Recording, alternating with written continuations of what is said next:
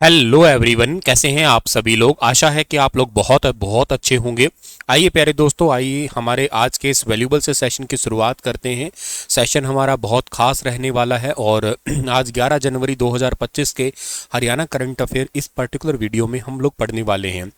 चलिए प्यारे दोस्तों, आज के सेशन को थोड़ा आगे लेके चलें। और कौन सा देश सभी ग्लेशियर खोने वाला पहला देश बन गया है, तो इस पर्टिकुलर क्वेश्चन का जो सही आंसर है ना, वो है Venezuela.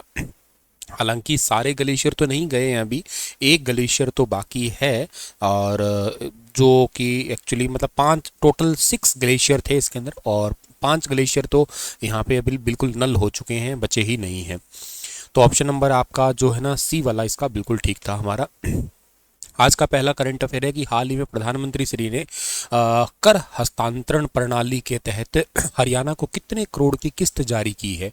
Recently prime minister Sri has released an installment of how many crore to Haryana under the tax transfer system. तो इसका ठीक आंसर रहेगा 1891.22 करोड़। इतने रुपए हरियाणा को ट्रांसफर किए गए हैं। अभी ट्रांसफर किए गए सभी राज्यों की लिस्ट है, जिसके अंदर अपने हरियाणा के लिए 1891.22 करोड़ है। बाकी अलग अलग राज्यों के लिए स्टेट वाइड डिस्ट्रीब्यूशन है। Net proceed of union tax and duties, जैसे टैक्सेस का शेयर होता है ना राज्यों का भी, तो राज्यों को शेयर दिया गया है अलग अलग ऐसे। जैसे वेस्ट बंगाल को मिला है अलग, उत्तर प्रदेश को मिला 31,000 से ज़्यादा करोड़ का। वो डिपेंड करता है राज्य कितना बड़ा है, उसके हिसाब से टोटल ये पैसा अभी रिसेंटली अलॉट किया गया है। इस क्वेश्चन को हल्का मत समझना, एचएसएससी ने ऑलरेडी ये सवाल पूछ लिया है, सेम क्वेश्चन पूछा जा चुका है एचएसएससी के पेपर में, तो प्लीज़ इसको याद कर लेना, इंपॉर्टेंट है ये वाला सवाल। हरियाणा में कब तक तीनों नए आपराधिक कानूनों को पूरी तरह से लागू किया जा रहा है। तो हरियाणा में आने वाली 28 फरवरी 2025 तक जो है ना, तीनों नए आपराधिक कानूनों को पूरी तरीके से लागू किया जाएगा। अच्छा, 28 फरवरी को एक डे भी सेलिब्रेट करते हैं हम लोग हर साल। 28 फरवरी को कौन सा डे सेलिब्रेट करते हैं हम लोग? 28 फरवरी को एक डे मनाते हैं हम लोग, नेशनल साइंस डे के रूप में सेलिब्रेट किया जाता है। आपका ये याद रखना आप लोग, ठीक है, नेशनल साइंस डे। हर साल नेशनल साइंस डे जो है ना, वो सेलिब्रेट किया जाता है। ये बात आपको याद रखना है डियर आपको, ठीक है। अगला जो सवाल हमारा है, हाँ चलो इसके अंदर ही दो तीन चीज़ें और थोड़ा जान लेते हैं विस्तार से। नए आपराधिक कानूनों को पूरी तरीके से लागू किया जाएगा हमारे पास में यहाँ पे, ठीक है ना। और 5G तकनीक को व्यापक रूप से अपनाना बल गुणक के रूप में कार्य करेगा, क्योंकि नए कानूनों के अंदर जो है ना, नए कानूनों के अंदर जो है ना, बहुत सारे नए अपडेट्स कर दिए गए हैं, चेंजेस कर दिए गए हैं। और अब जो है ना, अपराध स्थल पर वसूली प्रक्रियाओं को अनिवार्य वीडियोग्राफी के माध्यम से डिजिटल साक्ष्य की आवश्यकता होगी। ये भी एक इंपॉर्टेंट बात है। अब मतलब एविडेंस थोड़े से ज़्यादा पुख्ता हो जाएंगे। समय सीमा और चुनौतियां, नए कानूनों में अदालतों के लिए मुकदमे की कार्यवाही पूरी करने के लिए सख्त समय सीमा जो है ना तय की गई है। अदालतों के सामने चुनौतियां, क्योंकि उन्हें पुराने कानूनों के तहत लंबित मामलों और नए मामलों दोनों को ही जो है ना टाइम पे निपटाना होगा। अब न्यायालयों को आरोप पत्र इलेक्ट्रॉनिक रूप से स्वीकार करने होंगे, जिससे अपवाद के लिए कोई जगह ही नहीं बच पाएगी। अच्छा, इसके अलावा नए कानूनी ढांचे के अनुरूप बनाने के लिए पुलिस नियमों में भी संशोधन की आवश्यकता है वैसे तो। जैसे कि इलेक्ट्रॉनिक सम्मन है, जैसे आपको पता होगा सम्मन, कोई पर्सन जो है ना, जो एफआईआर करवाता है, तो उसका सम्मन जाता है हार्ड कॉपी के रूप में, तो उसमें टाइम लग जाता है। तो अब ये हो कि इलेक्ट्रॉनिक रूप से उसके मैसेज पे ही, फ़ोन पे मैसेज पे सम्मन चला जाए, जब एफआईआर की है तुरंत उसके पास में सम्मन जाए, तो इससे समय बच गया। और इसके अलावा जो मामला है, अब आपको पता है कोर्ट में जो 5-5 साल के पुराने मामले पड़े रहते हैं, कभी कभी 10-10 साल भी मामले चलते रहते हैं, तो वो ज़्यादा पेंडिंग मामले अब नहीं रखने होंगे नए कानूनों के चलते हुए। बहुत अच्छी बात है वैसे ये। ई सम्मन एप्लीकेशन है, सम्मन की भौतिक डिलीवरी की आवश्यकता को ख़त्म ही कर देता है वैसे, और इलेक्ट्रॉनिक रूप से इसको सेंड किया जाता है। मोबाइल डिवाइस व्हाट्सएप के माध्यम से भेज दिए जाते हैं, स्क्रीनशॉट सिस्टम पर अपलोड किए जाते हैं। इसके भी हमने आपको सेंड किए थे, वरना अगला कह दे हमारे पास आया नहीं था, ये देखो हमारी तरफ से भेजा जा चुका है। अच्छा, इसके अलावा पुलिस के लिए टैबलेट और मोबाइल हैंडसेट जो है ना वो खरीदे जा रहे हैं। पुलिस वाले भी टैबलेट का इस्तेमाल करेंगे, ठीक है। और हरियाणा के प्रत्येक पुलिस स्टेशन में अपराध और अपराधी ट्रैकिंग नेटवर्क सिस्टम, जिसको CCTNS कहा करते हैं, उससे जुड़े 6 कंप्यूटर हैं।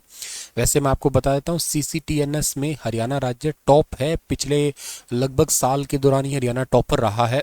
और CCTNS का मतलब ये है कि किसी अपराधी ने कोई अपराध किया है तो उस अपराधी को पकड़ना ऑनलाइन माध्यम से, जैसे फॉर एग्जांपल उसके पास में फ़ोन होगा, GPS सिस्टम से, ब्लूटूथ सिस्टम से उसको ट्रैक किया जाएगा। तो किसी अपराधी को ट्रैक करने के मामले में नेटवर्क का सहारा लिया जाता है, और उसको इस मामले में पूरा हरियाणा भारत भर में टॉपर है। वैसे ई साक्ष्य एप्लीकेशन भी है हरियाणा के लिए एक। देखो, इसे इलेक्ट्रॉनिक साक्ष्य अपलोड करने के लिए डिज़ाइन किया गया है। ये भारत भर के लिए ही है वैसे तो। जैसे किसी पर्सन ने किसी का मर्डर कर दिया तो उसमें इलेक्ट्रॉनिक तरीके से हो सकता है, उसकी ऑडियो रिकॉर्डिंग हो सकती है, हो सकता है उसका वीडियो फुटेज हो सकते हैं, फ़ोटो हो सकते हैं, वीडियो कॉल हो सकते हैं, वीडियो मतलब बनाई हुई हो सकती है। उन सभी को वहाँ पे बैकएंड स्टोरेज की आवश्यकता होती है, और इस बैकएंड स्टोर को मैनेज करेगा NIC, एक्चुअली राष्ट्रीय सूचना विज्ञान केंद्र। विधायी परिवर्तन है, भारतीय न्याय संहिता BNS है, भारतीय साक्ष्य संहिता BNS, और इसके अलावा भारतीय नागरिक सुरक्षा संहिता BNSS। यहाँ पे भारतीय दंड संहिता वगैरह इन सभी को जो है ना चेंज कर दिया है। ये मैंने एक दिन पहले भी पढ़ाया था। 1 जुलाई 2024 से वैसे ये कानून जो है ना वो लागू तो हो गए हैं, लेकिन पूरी तरीके से लागू हरियाणा में 28 फरवरी को हो जाएंगे।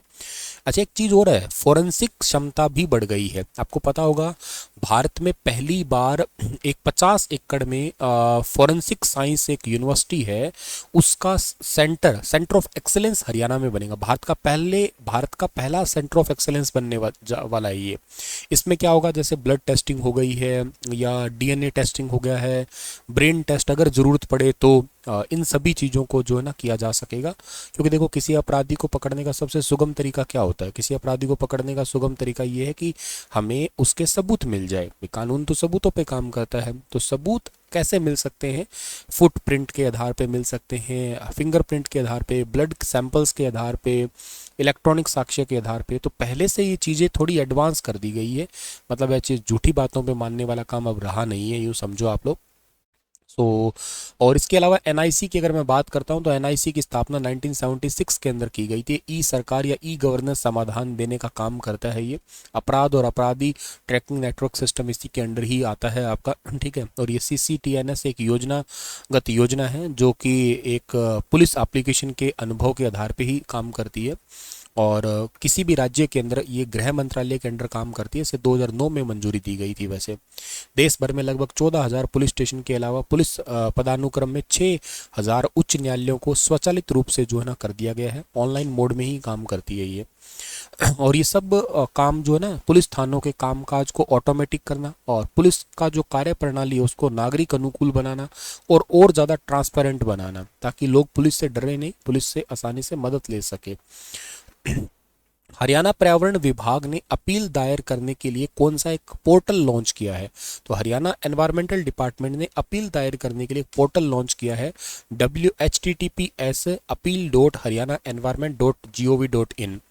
इसमें ये HTTP क्या है? वैसे ये एक प्रोटोकॉल का नाम है। इसका मतलब क्या होता है आपका? इसका मतलब होता है hyper text transfer protocol, hyper text transfer protocol. और S4 होता है यहाँ पे सिक्योर। इसका वैसे पोर्ट नंबर होता है वर्चुअल पोर्ट नंबर 443।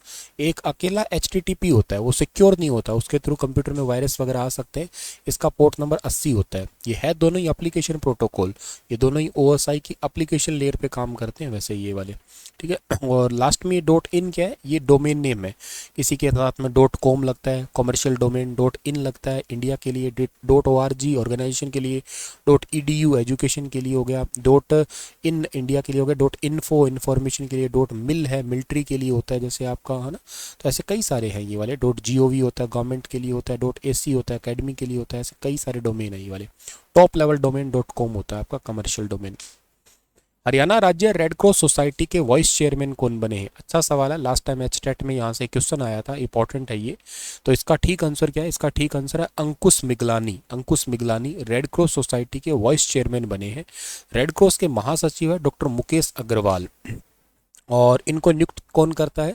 हरियाणा के राज्यपाल ही नियुक्त करते हैं। ठीक है, ध्यान रखना आप लोग। चंडीगढ़ के अंदर अपना कार्यभार संभाला है और गुरुग्राम के रहने वाले हैं अंकुश मिगलानी, लंबे समय से सामाजिक कार्यों से जुड़े हुए हैं ये। राज्यपाल बंडारू दत्तात्रेय ने 3 सालों के लिए वाइस चेयरमैन के पद पे इनकी नियुक्ति की है, ध्यान रखना आप लोग।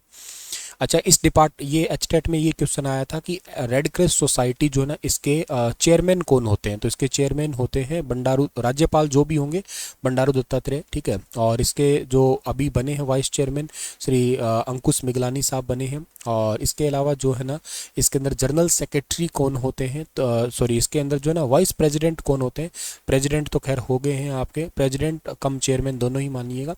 और वाइस प्रेसिडेंट इसके होते हैं कौन? वो होते हैं नायब सिंह सैनी। और जनरल सेक्रेटरी इसमें कौन है? डॉक्टर मुकेश अग्रवाल है। ठीक है ना। और ट्रेजर डिपार्टमेंट को संभालती है श्री सुषमा स्वराज इसमें। ठीक है, रेड क्रॉस सोसाइटी। चलिए सर जी, इसी के साथ ये सेशन समाप्त होता है। आपके लिए सवाल छोड़ रहा हूँ कि 2024 आईसीसी पुरुष टी20 वर्ल्ड कप का खिताब कौन से देश ने जीता है? बताइए इसके बारे में विस्तार से। कल फिर हाजिर होता हूँ लेटेस्ट अपडेट के साथ में। तब तक के लिए अपना ख्याल रखना। आप सभी प्यारे बच्चों को राधे राधे, बहुत बहुत नमस्कार। चैनल को सब्सक्राइब नहीं किया है तो चैनल को सब्सक्राइब ज़रूर कर लेना आप लोग। ठीक है, थैंक यू सो मच।